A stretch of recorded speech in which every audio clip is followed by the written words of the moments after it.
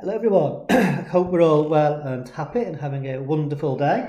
Okay, what we're going to look at in today's session is pressure groups, and what you need to know is in today's session is what is meant by a pressure group, how do they differ to political parties, how do we categorise pressure groups, and then some work on the methods which different pressure groups use. So, for this purpose, in your work booklet, you'll notice there's a section here on pressure groups. And the first box is basically to define what a pressure group is. Now, normally in class I go and look in the textbook to find out, but I'll just tell you what a pressure group is. It's basically a group of people, an organisation if you like, which seeks to put pressure on decision makers in order to make decisions which favour what they want. So, for example, a group like Black Lives Matter, for example, are a pressure group. They seek to put pressure on the government, on decision makers, in this case the government, to change the laws to make life better for black people in this country and to remove statues and remnants of slavery, etc., etc. Another pressure group is like a trade union, for example, the NEU, which is the one for teachers. And they seek to put pressure on decision makers, i.e. the government, to try and give teachers better pay rises, better working conditions, all that type of stuff. So a pressure group is an organisation who seeks to put influence or put pressure on decision makers, often it's the government, to make decisions which favour their particular cause. They differ from a political party in a number of different ways. Firstly, political parties, they seek power. Their main reason is to achieve power and actually become the decision makers themselves. Pressure groups don't, okay? Pressure groups don't seek election, they don't put candidates up for election, they don't wish to become the decision makers, they just wish to influence the decision makers. So that's probably the most fundamental difference between the two. But there are some other differences between pressure groups and parties. Things like, for example, most political parties tend to have a range of different policies, covering foreign affairs, crime and disorder, healthcare. There's a whole range of things which they normally kind of cater for. Pressure groups are normally a single issue, or possibly two issues at most. So the NEU, for instance, which I mentioned before, the teachers union is only interested in the interest of teachers and pay rises for teachers and stuff. They're not as interested in like foreign affairs of this country. So pressure groups tend to be single issue. Pressure groups don't seek elected office unlike political parties. So they're the two really big differences between the two. Okay, now what we need to do, well, I say we, I mean you, I suppose, is that pressure groups, there's so many of them, and they cover a whole range of things, as we just mentioned before, Black Lives Matter, the Teachers Trade Union, you've got the Gurkhas Justice Campaign, you have quite a few environmental ones, Extinction Rebellion, there's a whole range of them. And what some academics have tried to do is to kind of categorise them, put them, because academics quite like categories. And so there's been two or three different ways of trying to put pressure groups into some kind of order, trying to put similar pressure groups in a similar category. One of them is to try and categorise them by their aims. Okay, what do they seek to do? What type of member do they seek to have?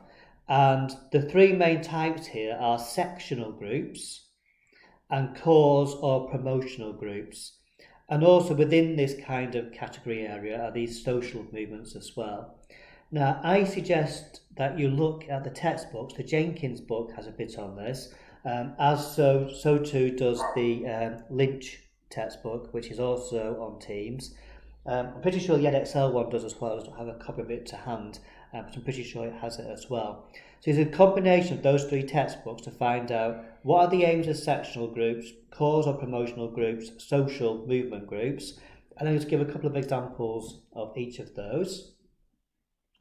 The other way of trying to categorise pressure groups is to try and do it by the methods which they use. So do they seek what's called insider methods, or do they seek more outsider methods?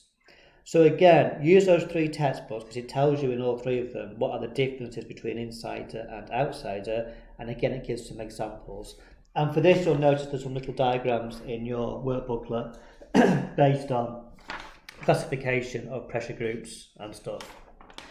Then, because I hate for you to get bored, there's this sheet in your workbook. It's got a load of pressure groups down this side. You might want to add on, because I did this a year or 2 ago, you might want to add on Extinction Rebellion, possibly as another one to add on to here.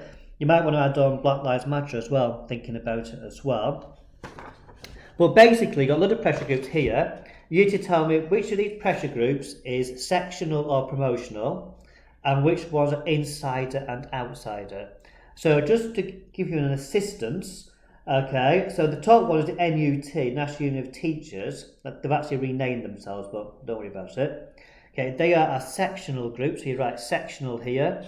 They also tend to use, well, they're a bit awkward actually, under Labour governments they tend to use more insider methods, but definitely under Conservative governments, and I suppose also under Labour ones as well, if they don't get what they want, they also use outsider. So they are sectional and they use both insider and insider methods. Okay, next one is shelter. You might need to look up what shelter is about. Decide whether it's sectional or promotional, insider, outsider, or both, and do that for the other ones. A quick look on Wikipedia for what these groups are will tell you, kind of what these groups stand for. And this will do 2 purposes. It'll help you work out these categories, and actually some of the problems with these categories, because some of them you can fit into 2 categories for things. So these categories are not kind of absolute. It will also, just by making look through them all, it's going to kind of force you to find out a little bit about some of these pressure groups and the kind of things which are of interest to them. And then finally, what I'd then like to do is some work on the methods which pressure groups use to try and put pressure onto decision makers. Okay, and again, there's a big table here. Now it does say using the old textbook. You don't need to. The old textbook was quite good on this, the old version of the Lynch textbook, but actually the other textbooks have got this information in as well. So use a combination of the EdXL textbook, the Lynch textbook, and the Jenkins textbook. Explain what is meant by traditional methods, that's like marches and petitions and stuff.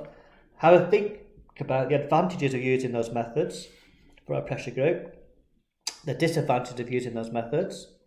Lobbying and consultation, okay, do the same thing. Legal action, do the same thing. Again, if you've got any examples of groups that have done these things, all well and good. In fact, you might add them, perhaps make your little box at the end, put some examples in. Direct action, which pressure groups might use, okay, and then media campaigns, which pressure groups have used. So use a combination of all 3 textbooks to discuss each of those methods, has some advantages, has some disadvantages, and perhaps put a few nice juicy examples in as well. And again, the more recent the examples, the better. The textbooks are okay, but the Jenkins is the most recent one, and that was 12 months ago. Okay, so things like Extinction Rebellion won't really be in there from memory, so they'll probably fit into direct action, I would have thought. So try and get some more recent examples in there as well.